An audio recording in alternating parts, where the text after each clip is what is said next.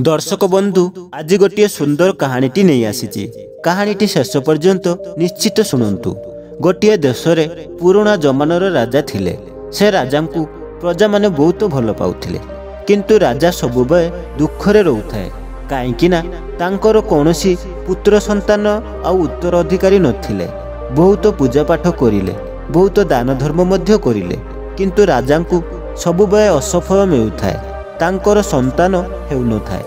थरे राजा एमिति राज दरबार चिंतारे बसिथिले।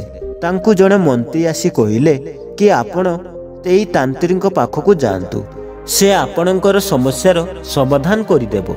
राजा बड़ तांत्रिक को डाकिले राज दरबार को। तांत्रिक आसी कहिले, महाराज आपणकर राज्य रे जणे छोट पिला को बलिदान देदेले तो आपण पुत्र संतान प्राप्त होइजि। राजा को एक कथा बहुत पसंद आसिला। राजा भी कहिले, ठीक अच्छी, एमिति ही किछि करिनेबा। राजा भाबुथांती, आज पर्यंत तो मु एते चेष्टा करिले कौनसी सफल मिलिला नाही। राजा मंत्री को कहिले, राज्य रे ढेंडोरा पकई दियो। कुह जे कौनसी भी परिवार रो छोट पिला को आनी राजा को देई दियो, आउ राजा बलि चढ़ाई देबे। तापरे जेउ परिवार रो से पिला आसीबो, राजा तांकु बहुत परिमाण रे धनरत्न देबे। राजा साहेबंकर कहिबा द्वारा मंत्री से राज्य रे ढेंडोरा पकाई देले। से राज्य रे जणे बहुत गरीब परिवार थिला। तांकर 4 जण पिला थिला। सेथिरु गोटिए छोट पिला मध्य थिला। से पिलाटी मंदिर जाउथाए आ भक्ति करुथाए, आउ किछि काम करू नथाए। से परिवार रो मुखिया को लागिला कि हमर तो 4 जण पिला अछि, तेनु सबुटु छोट पिला को राजा को देई देबी। एथिरे हमर गरीब दूर होई जिवो। एमिति छोट पिला भी मोर किछि कामरे आसीबोनी। एमिति से कथा चिंताधारा करी से परिवार मुखिया से छोट पिला को नहीं राजा पाखक गले, आउ राजा को से पिला को देई देले। राजा निज तरफ बहुत सारा टंका धनरत्न से परिवार को देई देले। परिवार मुखिया बहुत खुशी हेले, आउ घर को चली गले। तापरे से तांत्रिक गोटे तारीख रखिले।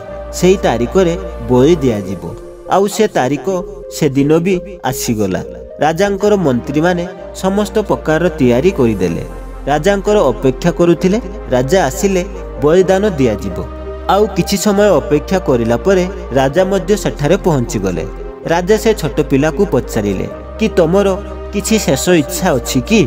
से पिला कहिला, हाँ महाराज, मोर शेष इच्छा अछि, मते किछि माटी आनी कि दिया जाऊ। आउ राजा आदेश देले, आउ से पिला को किछि माटी आनी दिया गला। से पिलाटी 4टी घर तैयारी करिले, आउ तापरे से पिलाटी प्रथम घर भांगी देले। एमिति द्वितीय घर भी भांगी देले। तापरे तृतीय घर भी भांगी देले, आउ चतुर्थ घर आगरे बसी गले। आंखि बंद करी प्रार्थना करिबा पई लागिले। तापरे राजा को कहिले, एबे मोर बलि चढ़ाई दियंतु। एबे आपन को जहा करिबार इच्छा अछि ताहा करिनियो। एहा देखि राजा डरी गले, मंत्री भी डरी गले। राजा कहबा पई लागिले, ए केमितिका विद्या प्रयोग करिलो, कौन करिलो ए तुमे? से पिला कहिला, मु किछि करि नाही, बस 4टी घर तैयारी करिली। 3टी घर को भांगी देली, आउ गोटिए घर रखिदेली। राजा कहिले, तमे कौन चाहुचो? मोर सर्वनाश होई जाऊ? तमे चाहुचो कि तम बलि दियागला परे मु मरि जिबी? से पिलाटी कहिला, मु कहारीर खराब चाहू नाही। मु जेउ 4टी घर तैयारी करिथिली, सेथिरु प्रथम घर हेउची मो माता पितांकर। तांकर दायित्व थिला मते बंचाइबार। किछि टंका पाई मते से बिक्री करिदेले, सेतिपाई मु प्रथम घर भांगी देली। आउ द्वितीय घरटी हेउची मोर बंधु मोर निज लोकंकर पाई तैयारी करिथिली। सेमानंकर दायित्व थिला कि सेमाने मोर माता पिता को सुबुद्धि देई थांते, तांको बुझाई थांते कि मते बिक्री न करंतु। सेमाने केही बुझाइबा को आसिले नाही, सेतिपाई द्वितीय घर भी भांगी देली। आउ तृतीय घर आपणको पाई थिला महाराज।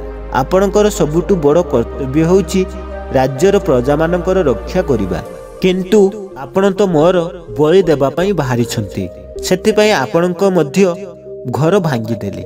आउ चतुर्थ घर हेउची मोर परमात्मा मोर भगवानंकर, जहा तांको ऊपर मोर आशा अछि आउ विश्वास मध्य अछि।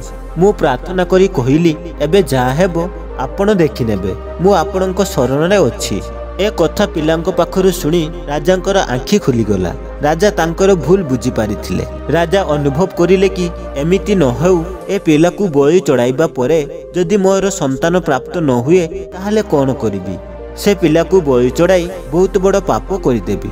ତେଣୁ ରାଜା କ'ଣ କରିଲେ କି ରାଜା ସେ ପିଲାକୁ ହିଁ ନିଜର ପୁଅ ମାନିନେଲେ। ରାଜା ପୁରା ରାଜ୍ୟରେ ଏଲାନ କରିଦେଲେ କି ଏ ପିଲା ହେଉଛି ତାଙ୍କର ଉତ୍ତରାଧିକାରୀ।